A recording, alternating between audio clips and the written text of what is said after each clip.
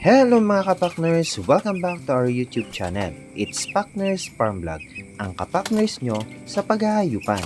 So ayan na nga mga kapakners, mukhang busog na naman ang aking mga alagang broilers kasi iilan na lang ang tumutuka. Anyways, gabi na rin naman kasi, pero ganyan talaga dapat. Kaya bukas ang ilaw sa gabi ay para walang pahinga sa pagtuka, para naman mabilis silang lumaki. Baka naman napapatanong kayo kung ano ang inihalo ko sa kanilang inuming tubig. By the way, yan nga pala kapakners ay Multi-B. Binili ko yan dito sa amin. 1K ang bili ko. Branded yan at talagang mabisa sa mabilis na paglaki ng ating mga alagang broilers.